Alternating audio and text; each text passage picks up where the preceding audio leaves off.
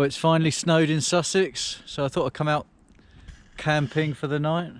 It says -1 on the car, so it's supposed to get down a bit colder than that tonight, but the wind chill's something like -7 supposedly, but we're in quite a sheltered wood here, so hopefully I won't be quite as cold as that. Try out all my kit just to see whether it's suitable for kind of winter camping, but this is the first time I've been out in a hammock, certainly in the snow, and we've got probably a couple of inches where we are here.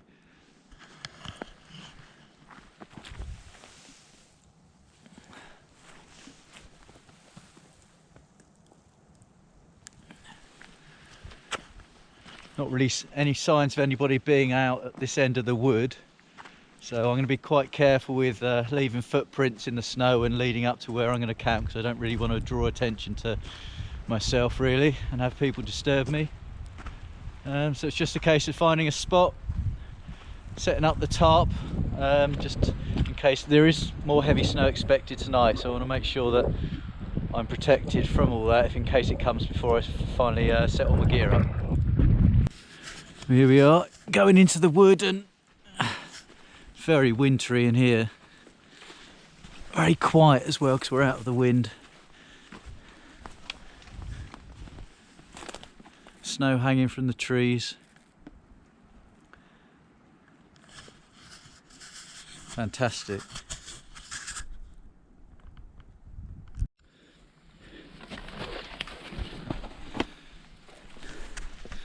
Just seen one dark fallow deer up ahead, lying up in this kind of thicket of western hemlock. There's a bit of shelter here, there's no wind down at ground level here, and it's quite a warm spot in comparison with everything else around.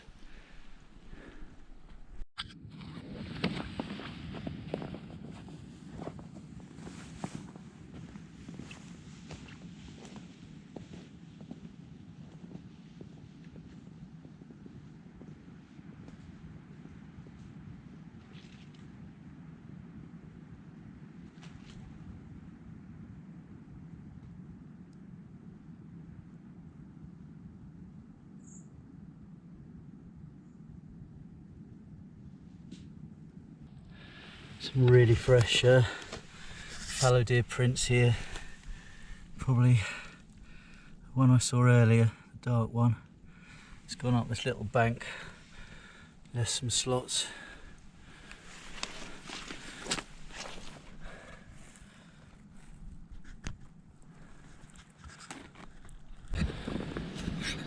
Right, I'm going to camp here, which is more or less where I would normally camp if I was up this end of the woods, although it looks completely different in the snow.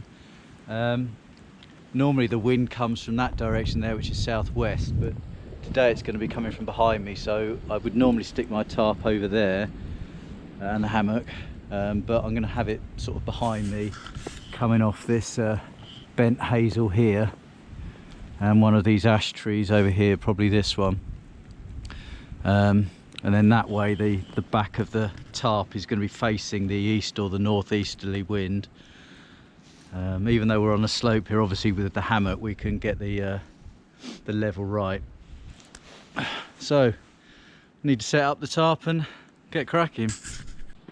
I was supposed to do a time-lapse picture or video of me putting all my setup up, but what I forgot was my tent pegs, so I had to stop the video and quickly make some pegs out of hazel. So I've not made notches or sharpened the ends or anything like that. Literally I cut them into 6-inch strips and then just put them in the ground. So the tarp's up at the moment. This is the DD Hammocks 4x4, so it's a very big tarp. Gives you plenty of room underneath. I have my top line on the outside rather than underneath, and then it's tightened via Prusik knot along the top. So I've just got to set my hammock up now, but it's amazing, even though if you look at the snow that's coming down now, you can probably not see it in the camera, but it's very, very fine, almost like sleet. And the gear that I've just had outside at the moment, it's amazing how quickly it does get covered with snow and then potentially how wet it could get. So I've now put it inside.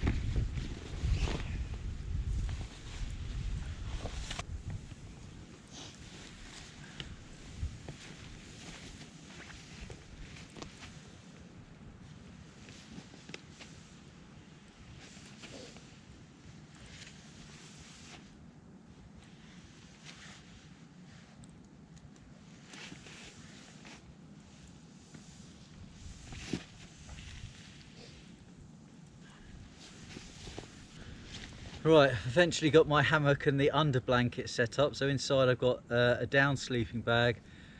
It's about 20 years old, so I can't remember what temperature it goes down to, so we'll see what that's like. And I brought a spare one just in case I am cold, in which case I can put it over the top.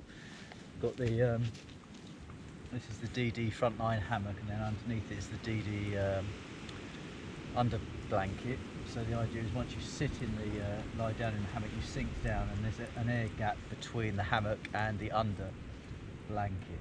So yeah, I think what I need to do now is, it's now 5:15, it's going to be getting dark in about half an hour, is find some firewood and start lighting a fire and cook my dinner.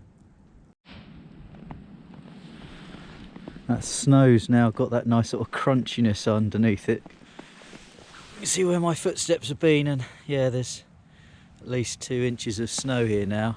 So I quickly need to get some firewood, so I'm looking for kindling. And these western hemlock, as they grow, their lower branches die off, and some very thin spindly stuff that's very good for kindling. So I'm going to try and grab a bundle of that first, because I haven't actually got a camping stove with me, so I need to cook on the fire.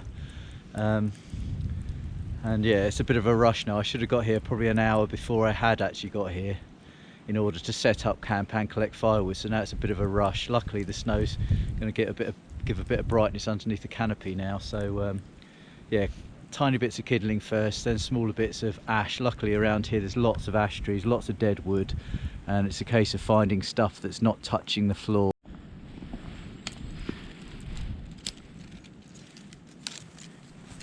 Knock the snow off, and it's once it cracks, when you pull it away, then you know it's dry. And because we've been underneath the canopy here, then hopefully it'll be dry. As I say, I'm not snapping off live twigs, these are dead. And this is my kindling. Darkness is drawing in, so I've done as much as I can for the time being. So I've got some little bundles of kindling here, which I'm going to start the fire off with some loo roll, and then some sort of medium bits of dried hazel, or dryish, coming up to this sort of size, sort of 2 fingers width. And then once that gets going, I'm going to look around for the bigger bits of ash. But it's very tricky now to see what, with the snow coverage, what is the difference between willow, that there's a lot growing here, and ash. So don't really want willow because it's going to be very wet and very smoky. You want the ash if it's off the ground, because it'll be nice and dry. Here goes nothing. Here's the toilet roll fire lighting. All I've got with me is toilet roll. I'm not going to try and mess about with birch bark and stuff like that, not this time. So yeah, that's all we have. Let's hope it catches. Toilet roll and a lighter.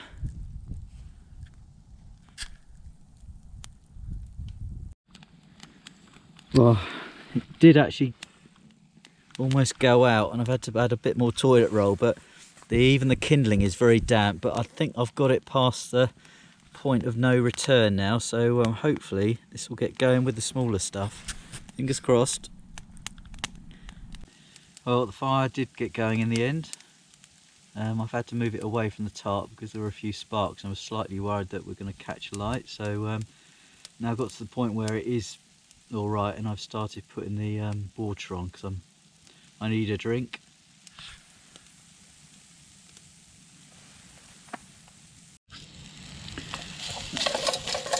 Nearly there with the food, just frying off some bacon, broccoli and green beans and mushrooms. Then I'm going to have my Uncle Ben's almost pre-cooked rice in with a bit of water and steam that for 3 or 4 minutes.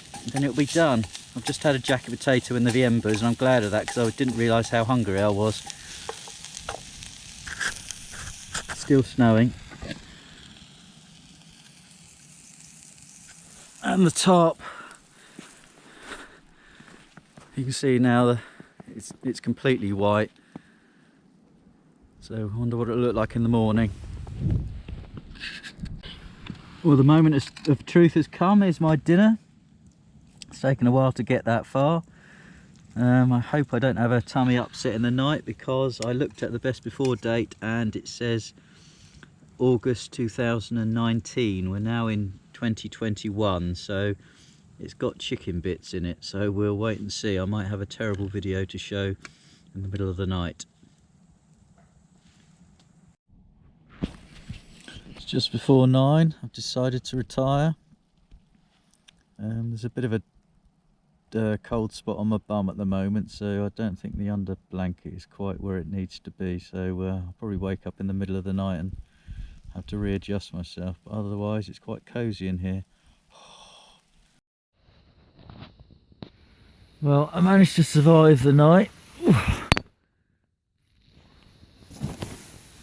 It definitely snowed in the night, but probably enough to cover my tracks. But that was about it. I don't think the snow that was forecast actually came. I've had to change the end of the tarp just a fraction, just to block off some of the snow that might have come in. It was cold last night. I had a cold spot underneath the underquilt,